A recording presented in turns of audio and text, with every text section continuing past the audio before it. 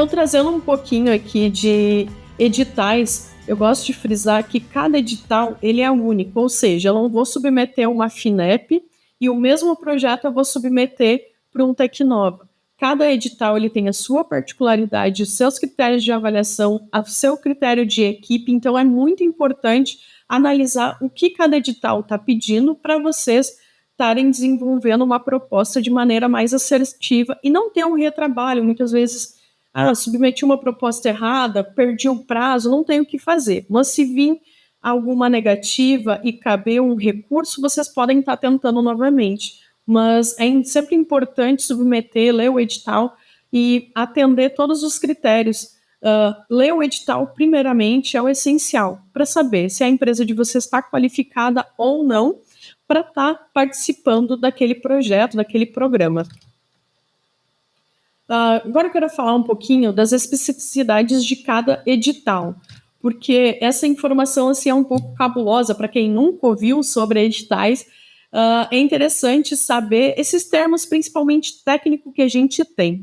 Então, quando a gente fala de proponente, vocês vão ler lá a primeira vez, ou seja, um programa de aceleração, ou seja, um edital de subvenção, fundo perdido, não reembolsável, que a gente falou.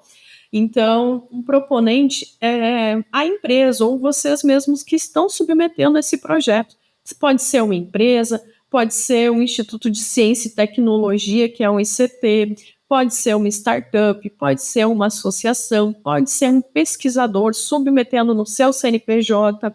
Então, o proponente é isso, é quem submete o projeto.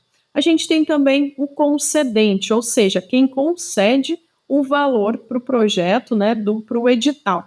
Então, instantaneamente concedente é um órgão ou instituição que está oferecendo esse recurso. Aqui eu trouxe 3 exemplos, como FINEP, FAPESC, BNDES e outros mais.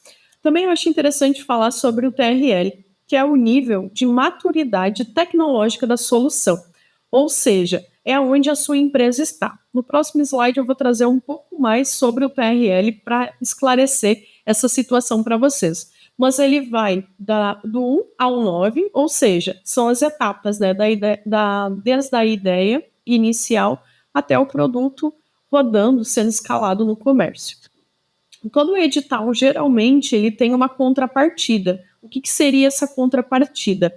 A contrapartida é o quanto o proponente, no caso a empresa, vai colocar ao receber por aquele edital. Ou seja, lembra que lá no início eu falei que quando a gente é contemplado, a gente foi aprovado no edital, a gente teve sucesso, né?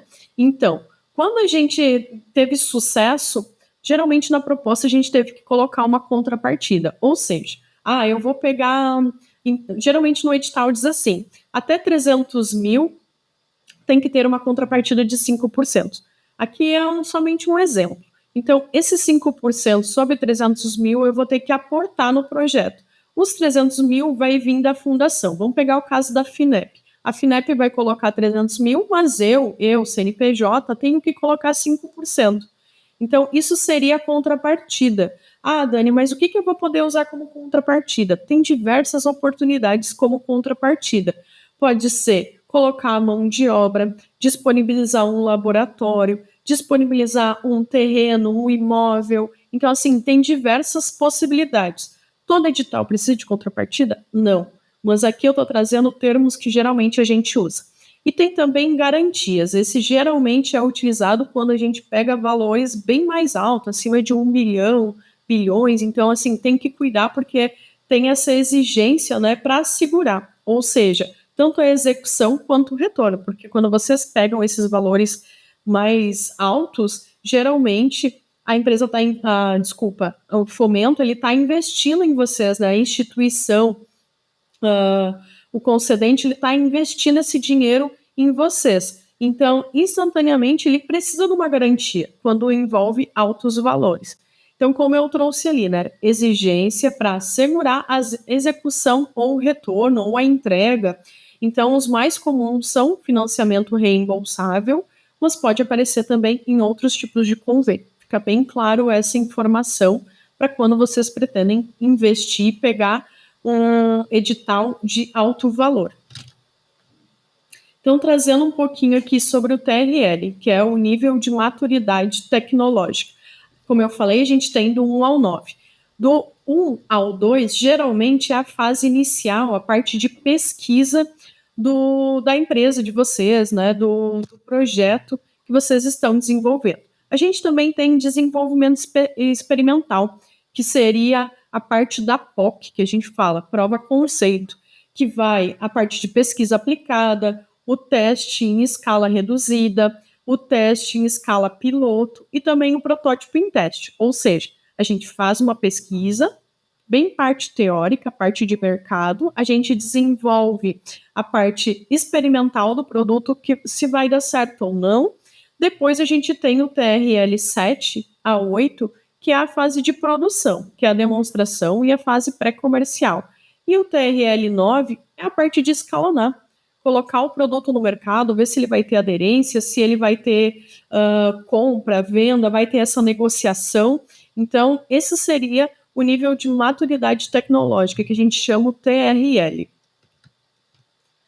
Também eu gosto de trazer a estrutura da proposta para vocês entenderem. Poxa, falou sobre edital, falou sobre a questão de TRL, quais são os termos técnicos, mas o que é e como eu estruturo a proposta.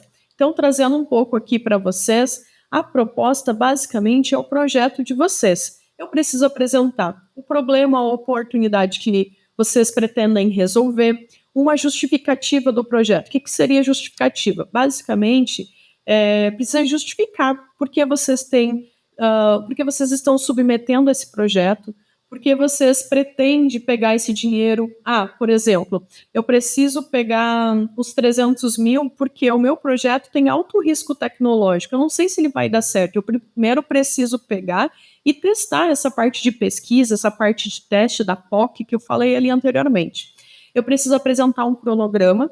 Geralmente os programas aí ele tem vários meses, né? Ou 9 meses, 12 meses, sendo prorrogado por mais 12 meses. Então eu preciso apresentar o que eu vou desenvolver nesses 12 meses. Orçamento, o que eu vou precisar, o que eu vou utilizar desse dinheiro. Eu tenho que apresentar um orçamento para verificar, comprovar que eu preciso do dinheiro porque eu tenho esses valores a pagar. Indicadores também, o que eu preciso, né? Eu preciso desenvolver essa pesquisa, entregar esses indicadores, esses resultados. Quais são os objetivos gerais e específicos do meu projeto?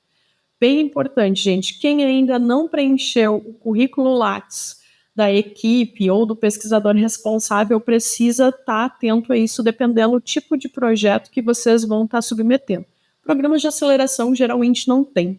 É mais focado em projetos como o FINEP, como as FAPs, como eu falei ali, da FAPESP, da FAPESC, FAPEMIG, do seu estado, respectivamente. Geralmente elas pedem, porque elas são fundos de amparo à pesquisa. Então, geralmente quem submete é alguém que tem um currículo de pesquisador, e pesquisador geralmente tem um currículo Lattes. Currículo Lattes é isso, é uma plataforma onde você vai colocar toda a sua vida acadêmica, a sua experiência, seja na empresa que você trabalha, seja atuando em palestra, congresso, tudo vocês vão colocar ali.